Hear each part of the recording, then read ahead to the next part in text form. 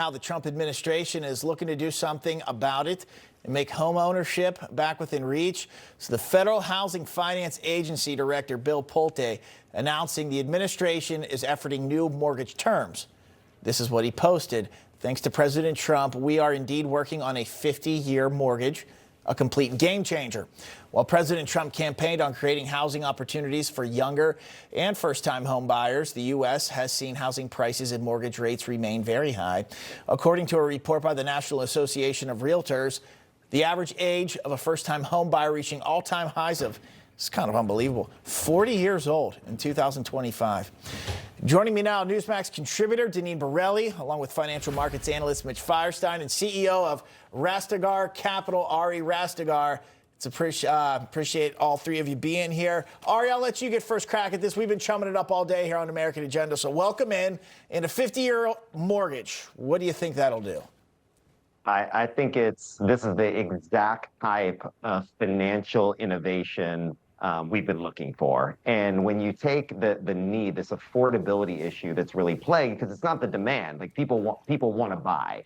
And so if you can create an instrument that will lower financial monthly payments, that will not only create excess cash flow to spur the economy and have other consumer spending, but also get first-time home buyers, real blue-collar workers to be able to actually buy homes, this is incredible. The dissenters are going to say that it's going to increase the timeline, amortization costs are going to be higher, and over time the cost of the loan will be higher. But what I say to them is the average 30-year mortgage in this country is either sold or refinanced within 7 to 12 years, so it makes a lot of those other risks negligible. But I think at the very least, this is the type of innovation we've been desperately needing.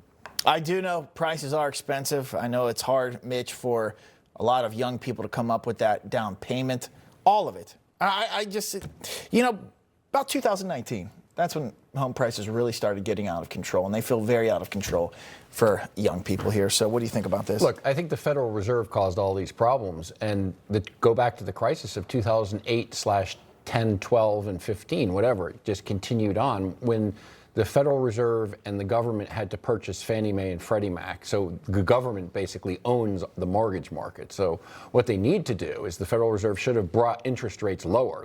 That's going to really help, is bringing interest rates lower. We watched the 10-year note. It's trading up around 4.13 right now. Not good.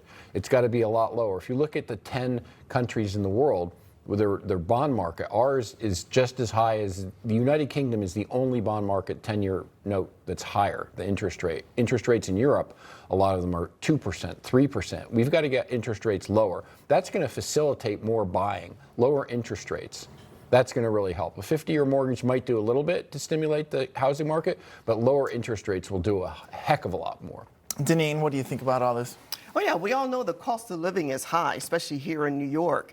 It is hard to get a mortgage. I know the Borellis went through some challenges, but this is a proposal, first of all, and yes, there are pros and cons. The payments would be lower, but on the other end, the interest rates would be much higher. Yes, it's 50 years, but you have the option of selling at some point, and then that way you're an established homeowner, and you would have a good credit rating, I hope, so that should make it easier for you to get a better rate. So you're predicting this will allow more people get their foot in the door to, yes, on the right track financially here.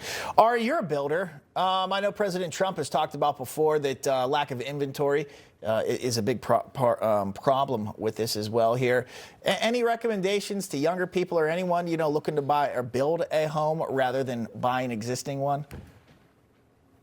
Absolutely. So in the country, we're close to 5 million homes stored in terms of new supply that should be coming online. In order to get that stimulated, I think it's exactly right that interest rates need to come down in a very meaningful way. Real estate is connected to interest rates. The correlation is strictly there. But if we can find ways in the interim, as rates begin to hopefully go in the right direction, to spur that type of growth, however that's done, it's going to be very, very meaningful. And that number of the first-time homeowners being 40 years old is an absolute catastrophe. So any way that we can get people in homes to be homeowners, not only does that help continue to finance the American dream, but that also is going to help spur the job market, because the amount of people that it takes to build one single home is one of the largest stimulators of jobs in this country.